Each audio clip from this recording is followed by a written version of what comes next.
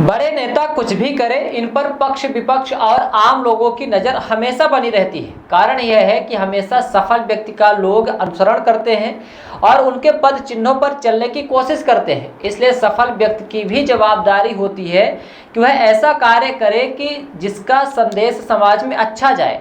दरअसल पितृपक्ष में प्रदेश के उप मुख्यमंत्री रीवा विधायक राजेंद्र शुक्ला पत्नी सहित गया पहुंचे, जहां विष्णुपद मंदिर में पहुंचकर पिंडदान किया, जिसकी खबरें उत्तर प्रदेश की मीडिया में छपी और वह मध्य प्रदेश के रीवा तक पहुंच गई। फिर क्या था, राजेंद्र शुक्ला उक्त मीडिया में छपी तस्वीरों में मुंडन करवाए हुए नहीं दिखे। इसके बाद प्रतिक्रियाएं आनी शुरू हो गई। किसी ने कहा कि सर्वश्रेष्ठ ब्राह्मण का पुरस्कार पाने वाले जब सनातन धर्म को नहीं मानते तो कैसे सर्वश्रेष्ठ ब्राह्मण।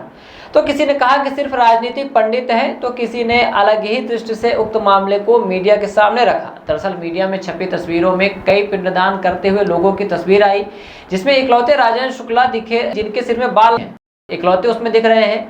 कहा भी जाता है कि बिना सिर मुड़वाए पिंडदान नहीं किया जाता। लगातार सोशल मीडिया में चर्चा बना है यह बात कि उक्त पिंडदान और बाल न मुड़वाने के संबंध में जब हमने पक्ष विपक्ष और धर्म को जानने वाले लोगों से चर्चा की तो उन्होंने क्या प्रतिक्रिया दी है, आइए आपको सुनाते हैं। देखिए, हम तो उनको अभी देखे तो हैं नहीं। ये बात सही है कि हमारे पास भी ऐसी जानकारी आई। हमें तो भारतीय जनता पार्टी के लोगों ने ही भेजा कि माननीय जी गए थे और हम लोगों के उसमें इसको छौर कहते हैं, जो सर के बाल होते हैं उसको छौर कर्म क्रिया होती है। नहीं, निश्चित तौर पे अब ये तो वही बता पाएंगे कि उन्होंने ऐसा क्यों नहीं किया। मुझे तो भरोसा है, अभी भी भरोसा है कि उन्होंने किया होगा। हिंदू हैं, ब्राह्मण हैं और एक अच्छे ब्राह्मण हैं। पंडित भैयालाल शुक्ला जी का समाज में कई प्रकार की पंडित भैयालाल शुक्ला मदद करते थे, तो हमारे दिल के अंदर भी उनके लिए एक बड़ा स्थान है। अब ये माननीय राजेंद्र शुक्ला जी के बारे में मैं क्या बोलूँ। राजेंद्र शुक्ला जी अभी भी हालांकि भरोसा है कि उन्होंने अपने बाल का किया होगा, पर यदि नहीं किया तो फिर काहे का ब्राह्मण। मतलब फिर वही उसी तरह कहानी है कि नकली आदमी है, नकली बाल है और पिताजी के कर्म को भी तुम नकली बना दिए। कम से कम पिताजी का जो कर्म है, क्रिया है, उनके लिए तो आप क्या होता है 10-15 दिन में बाल जम जाते हैं। नहीं भी जमे, मान लो टकला ही कोई हो गया तो टकले बन के रहो। भगवान है, प्रकृति है, जैसा कोई गोरा होता है, कोई काला होता है, कोई छोटा होता है, कोई मोटा होता है, कोई कैसा भी होता है, तो क्या भगवान से लड़ोगे? भगवान से नहीं लड़ना चाहिए। फिर ये रीतियाँ हैं और पितरों के जो श्राद्ध होते हैं, एक पुस्त नहीं, 2 पुस्त नहीं, 3 पुस्त की हम लोगों के पितृपक्ष और मातृपक्ष दोनों को लेकर के हम जाते हैं, ऐसा विधान कहता है, गरुड़ पुराण में भी लिखा है। तो उनको ऐसा करना चाहिए और नहीं किए, हो सकता मोदी जी से प्रेरणा लिए हों। मोदी जी भी तो अपने पिताजी के, माताजी के उसमें गए थे तो उन्होंने नहीं किया था। अभी हमारे माननीय मोहन यादव जी मुख्यमंत्री हैं, वो भी अपने पिताजी उनके हुए, उन्होंने भी नहीं किया। हो सकता है इनके यहाँ सनातनियों में अब नई परंपरा आई हो। ये भाजपा, मैंने पहले बोला भारतीय जनता पार्टी के लोग, तो ये इनके यहाँ परंपरा है। बाकी मैं इतना ही कहूँगा कि यदि नहीं किए तो करना चाहिए और किए होंगे तो अच्छी बात है। राजेंद्र शुक्ला जी मेरे हिसाब से और समस्त लोगों के हिसाब से जो है एक राजनीतिक पंडित हैं। उनको जो है जिस प्रकार का अभी देखने में हाल में मिला कि उनके पिताजी को वो गया धाम ले गए, जिस प्रकार से हिंदू रीति रिवाज में जो कर्मकांडी पंडितों के अनुसार उनको जो है पहले प्रयागराज में जाना चाहिए, प्रयागराज से बनारस जाना चाहिए, बनारस के बाद जो है उनको गया में जाकर उनका जो है पिंडदान कर उनको मोक्ष प्राप्ति के लिए, हमारे जो पितृ होते हैं उनको मोक्ष के लिए हम सभी लोग उनको लेकर जाते हैं। जिस प्रकार देखा गया है कि उसको बिना मुंडन के कोई भी व्यक्ति जो है वो इसको मोक्ष की प्राप्ति नहीं कर सकता, उनके पूर्वज मोक्ष प्राप्ति नहीं कर सकते। यहाँ तक कि इनसे पहले भी कई लोग, जो भी लोग हैं तो हिंदू रीति रिवाज में उसमें नहीं है। और मैं तो बड़ा ताजुब मानता हूँ उनको कि जिन्होंने इनको प्रथम ब्राह्मण का जो है अवार्ड दिया, उन लोगों ने इनसे सवाल पूछना चाहिए कि आखिर ऐसा क्यों है। रही बात इनकी, तो ये जो है किसी प्रकार से ना ये अपने जितने भी संस्कार हुए, माता जी हों, पिताजी हों या जो भी इनके पूर्वज रहे, उनके सभी संस्कार इसके बड़े भाई श्री विनोद शुक्ला जी ने किया है। उनको सब पता था, वो एक धार्मिक प्रवृत्ति भी थे। मुझे तो बड़ा ताजुब है कि ये कैसे जो है भैयालाल शुक्ला जी के बालक हैं, उनके कामों में इनके कामों में बहुत बड़ा अंतर है। ये एक राजनीतिक ठेकेदार बनकर यहाँ पर रह गए हैं और ये तो ठीक है, ये जनता के लिए तो कुछ काम किया नहीं, पर अपने पूर्वजों के लिए भी इन्होंने कुछ नहीं किया। बेहद ही दुखद है ये घटना और समस्त क्षेत्र के लोग, क्योंकि जो जो राजनीतिक लोग होते हैं इनको देखकर लोग जो है अपना एक आइडियल बनाते हैं। और मैं कहूँगा पूरे रीवा जिले के ब्राह्मण समाज से कि इनको जो है अपना आइडियल ना बनाएं, क्योंकि ये अपने पिता, अपने समाज और अपने क्षेत्र के लोगों के लिए कहीं से कहीं तक सही नहीं। सर्वश्रेष्ठ ब्राह्मण का उपाधि मिली, कौन दिया? किसी शंकराचार्य ने दिया क्या? अरे ये पूरा रीवा जानता है, पूरा बिंद जानता है कि राजेंद्र शुक्ला जी ब्राह्मण हितैषी तो नहीं है। राजेंद्र शुक्ला जी एक विशेष जात के जरूर हितैषी हैं। रीवा में एक विशेष जाति है, उसके वो हितैषी हैं, उनके चारों तरफ वही लोग हैं, उसके वो हितैषी हैं। और बाकी कौन सा अवार्ड दिया और कौन सा वो ब्रह्म उनको मिली है ब्राह्मण, सर्वश्रेष्ठ ब्राह्मण। पंडित यमुना प्रसाद शास्त्री, पंडित श्रीनिवास तिवारी, पंडित जगदीश चंद्र जोशी, पंडित भैयालाल शुक्ला, इनको नहीं मिली। और इनको मिली जिन्होंने ब्राह्मणों के लिए कोई एक ठो, अब आप ही बता रहे हैं कि गया गए और अपने छौर का उन्होंने दान नहीं किया। मैंने उनको कई उनकी फ़ोटो देखी, हरिद्वार नहा रहे हैं, जनेऊ धारण नहीं किए हैं। ऐसे व्यक्ति को ब्रह्म रत्न का अवार्ड किसने दिया? तरस आती है जिसने भी दिया होगा, निश्चित तौर पे किसी प्रभाव या दबाव में दिया होगा। और बाकी ब्रह्म रत्न की उपाधि, उनको उपाधि मिलनी चाहिए समदड़िया रत्न की, उनको उपाधि मिलनी चाहिए भूमाफिया रत्न की, उनको उपाधि मिलनी चाहिए भ्रष्टाचार रत्न की। भ्रष्टाचार के जनक हैं वो रीवा में। इसकी उपाधि मिलती तो मैं भी एक बार ताली बजा देता कि अच्छी बात है। ब्रह्म रत्न की उपाधि अपने से ले लिए क्या? आदत है, पीठ थपथपा लेते हैं अपनी, हो सकता है थपथपा लिया हो या किसी को बोला हो दे दो, इल्ज़ाम इधर उधर के लग रहे हैं। बाकी बड़ी रेस लगी है एक फर्जी सनातनी बनने की। ये बोलते कुछ हैं, करते कुछ हैं। आप देखो, गाय को मानते हैं, कहते हैं ना गाय को मानते हैं। चारों तरफ सड़क, चारों तरफ नज़ारा देख लीजिए, गौवंश फैला हुआ होगा। गौशाला का भूसा ये खुद खा रहे हैं, गाय भूसा नहीं खा रही है, भूसा ये खुद खा रहे हैं।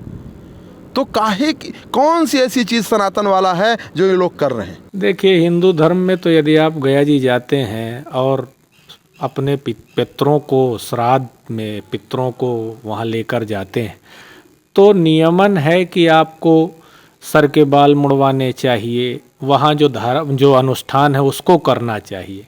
लेकिन भारतीय जनता पार्टी के लिए ये लागू नहीं है। चाहे हमारे रीवा के स्थानीय विधायक और मध्य प्रदेश के उप मुख्यमंत्री गए थे गया और बिना सर पे बाल निकाले ही फोटो डाल रहे हैं कि हम गए हैं।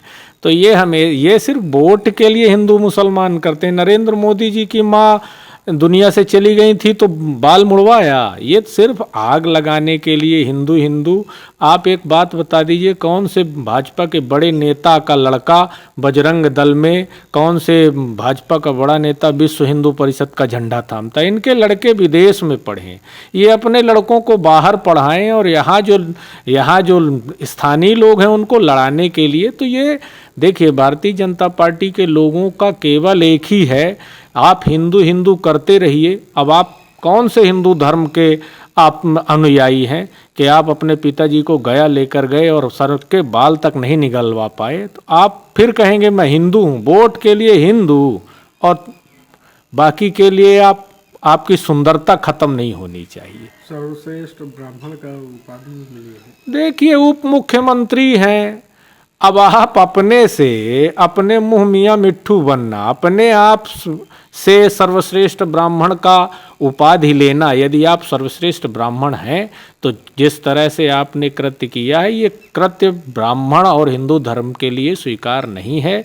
आप सर्वश्रेष्ठ पुरस्कार ले सकते हैं, लेकिन दुनिया आपको सर्वश्रेष्ठ हिंदू नहीं मानती। देखिए, चाहे वो डिप्टी सीएम साहब हों, चाहे भारतीय जनता पार्टी के और भी नेता हों, चाहे प्रधानमंत्री जी हों या योगी जी हों, ये सब राजनैतिक हिंदू हैं, ये सनातनी हिंदू नहीं हैं।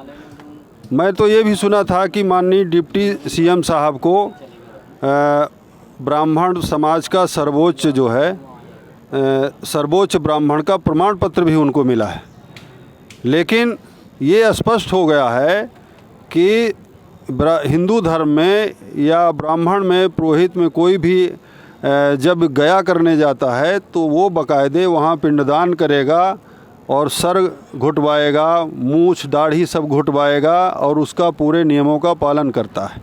तो ये तो बात सही है कि इससे स्पष्ट हो गया है कि ये सारे लोग जो है ये राजनैतिक हिंदू हैं, ये वोट बटोरने वाले हिंदू हैं। इनको ये बिल्कुल ही सनातनी हिंदू नहीं है, और चाहे प्रमाण पत्र जो भी ले लें ये जनता को गुमराह करने के लिए, वो बिल्कुल हिंदू तो है ही नहीं है, ये सनातनी तो है ही नहीं है। देखिए, ये जैसे सज धज के गए थे, सोशल मीडिया में आ रहा था, मुझे लगा कि कहीं अलग से लाल कपड़े मंगाए गए हैं डिप्टी सीएम साहब के लिए। ऐसे कपड़े डिप्टी सीएम साहब पहने थे, कहीं गया जी जा रहे हैं और वहाँ से ऐसे चले आए, फिर कुर्ते में आ गए, फिर आप सबके बीच बैठ कर के बात करने लगे और तमाम उद्घाटन करने लगे। तो पूरी जनता जानती है कि कैसे हिंदू हैं और कैसे ये उच्च कोटि के ब्राह्मण हैं और कैसा इनका नज़रिया है और कैसे ये पितृ विसर्जन करने गए थे, तो ये सबको मालूम है। अब देखिए, उपाधि तो आजकल चाहे जो कोई ले ले, अब फिर इतना बड़ा पावर है उनको, अभी पता नहीं है कौन कौन उपाधियाँ उनको दे सकते हैं। मठों के लोग दे सकते हैं, जैसे कि हम जानते हैं कि यहाँ 4 मठ हैं सबसे बड़े इस देश में, तो किसी भी मठ से और बड़ी उपाधि ले लेंगे। चूँकि पावर है तो सारी उपाधियां हैं, रखी हुई हैं। देखो, भारतीय जनता पार्टी के लोग बहुत जल्दी मोदी बनना चाहते हैं। मोदी जी ने इस देश में नफ़रत की राजनीति की, हिंदू और मुस्लिम को बांटने की राजनीति की, जबकि ये हिंदुस्तान है, ये भारतवर्ष है, ये संविधान से चलता है। जितना हमें गर्व है कि मैं हिंदू हूँ, ब्राह्मण हूँ, गर्व है। ब्राह्मण की जितने चीज़ें बताई गई हैं करता भी हूँ, पर यदि मेरे बगल में कोई क्रिश्चियन बैठा होगा, कोई सिख बैठा होगा, कोई मुस्लिम बैठा होगा, तो क्या उसके लिए नफ़रत होगी? उसको भी हम गले लगाएंगे, प्रेम करेंगे। तो इनके इस समय होड़ लगी है। मैं तो ये कहूँगा कि क्या अभी उनको दिखी क्या कि वो अवैध है? उनके पिताजी, उनके बब्बा जी उसी रास्ते से गुजरते रहे होंगे। हमारे पार्टी के बड़े नेता रहे, रीवा के नहीं, बिंद के नहीं, प्रदेश के बड़े नेता रहे, कोई अनाप शनाप बयान नहीं। जबकि वक्फ बोर्ड वाले तो कह रहे हैं कि उनके जो घर हैं वो खुद अतिक्रमण में हैं। पहले वो बयान देते कि पहले मेरे घर की जांच कर लो, अवैध अतिक्रमण तो नहीं। तो पहले अपनी ओर देखना चाहिए, बाकी ये प्रशासन का काम है।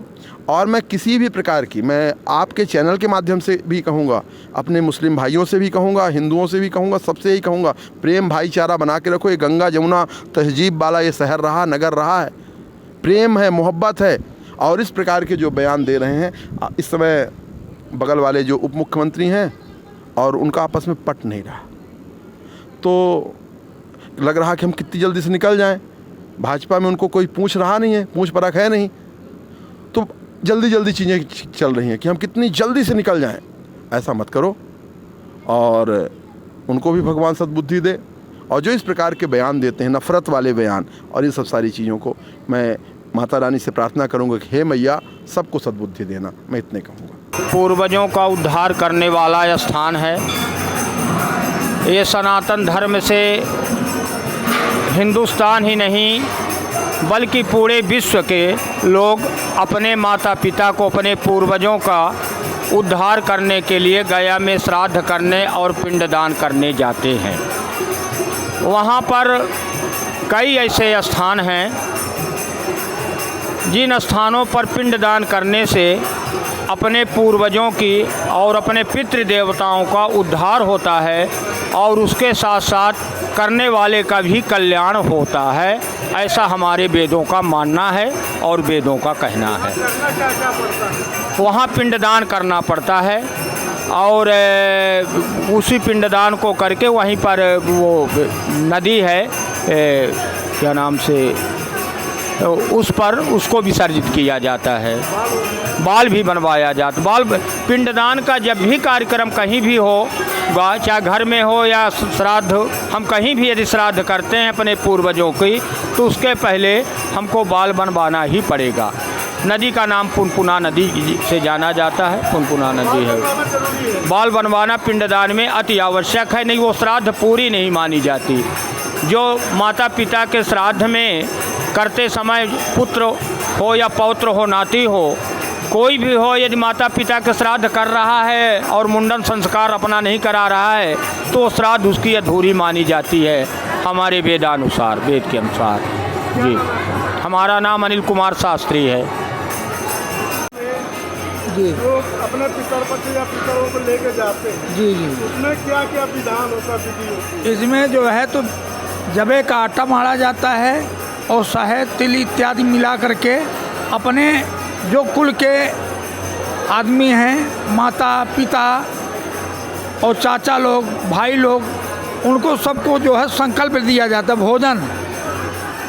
ये जो भोजन बनाया जाता है तो उनको ये कहा जाता है कि हे पिताजी, ये जो हम भोजन दे रहे हैं इसको आप ग्रहण करके और अपने आत्मा में जा करके विष्णु जी के चक्र में आयु में वास करें और आत्मा को अपने तृप्त करें और जो मुझे जो है आगे बढ़ने की चेष्टा दी जाए, मैं आपका ऋणी न रहूं, पितृऋण से मुक्ति मुझे मिले जी। उसमें मुंडन बाल और हाँ, बाल बनवाया जाता है और जो है उस पिंड को ले जा करके माने भगवान के उसमें दिया जाता है, विष्णु के शंखाय नमः, चक्राय नमः, गदाधाराय नमः, ऐसा बोला जाता है और उनके आत्मा को तृप्ति जाती है। इस पिंड को भोजन को ग्रहण करके आत्मा को तृप्त करिए, मुझे जो है तो इस पितृऋण से मुक्ति दिलाई जाए। बाल बनवाना जरूरी जी जी, बाल और दाढ़ी भी जी।